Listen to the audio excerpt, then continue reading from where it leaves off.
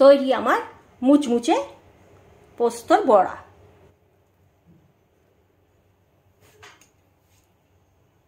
পোস্তর বড়া, আমি যে পোস্তর বড়াটা দেখাবো একটু অন্য রকম করে। আধ ঘন্টা পর পোস্তটা আমি ভিজিয়ে রেখেছিলাম, আধ ঘন্টা হয়ে গেছে। আমি পোস্ত, কাঁচা লঙ্কা আর নারকেল দিয়ে পোস্তটা আমি বেটে নেব।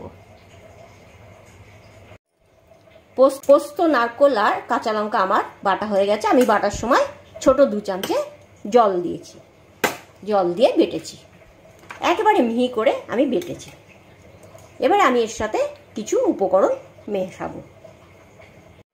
এবারে পোস্তটা একটা বাটিতে আমি ঢেলে নেব।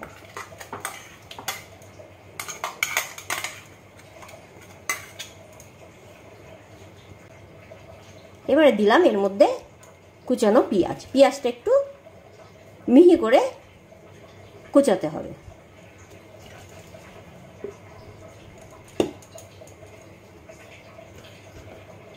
এবারে দেব এর মধ্যে বেসন।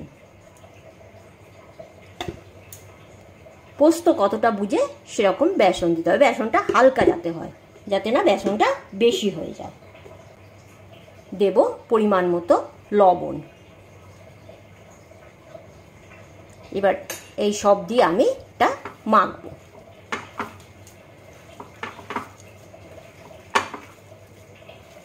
সাধারণ পোস্তর বড়া কিন্তু অসাধারণ রূপে।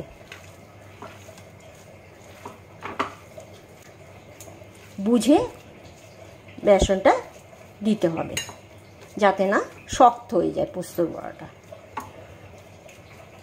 এবারে ভাজার সময়, ভাজার জন্য আমি কড়ায় তেল গরম বসিয়ে দিয়েছি। আমি এখানে সর্ষের তেল ব্যবহার করছি, যেহেতু পোস্ত সেহেতু আমি এখানে সর্ষের তেল ব্যবহার করছি। তেল গরম হয়ে গেছে, বড়ার আকারে ছোট ছোট করে আমি এগুলো ভাজবো। সাইজ নিজেদের পছন্দ অনুযায়ী অবশ্যই করা যায়, ছোট বড়।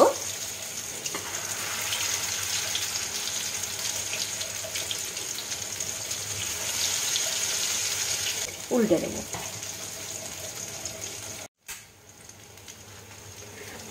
এক পিঠ হয়ে গেছে, আমি আস্তে আস্তে উল্টে দেব।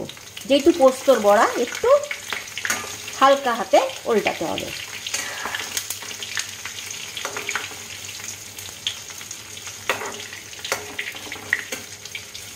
বেশ মুচমুচে হয়, ভেতরে নারকেল থাকে, পেঁয়াজ থাকে, অসাধারণ খেতে হয়।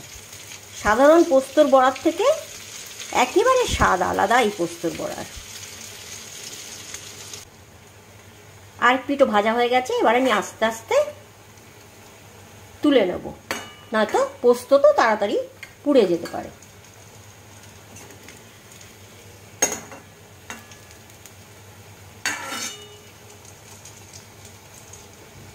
ঠিক ওইভাবেই আমি বাকি বড়াগুলো ভেজে নেব।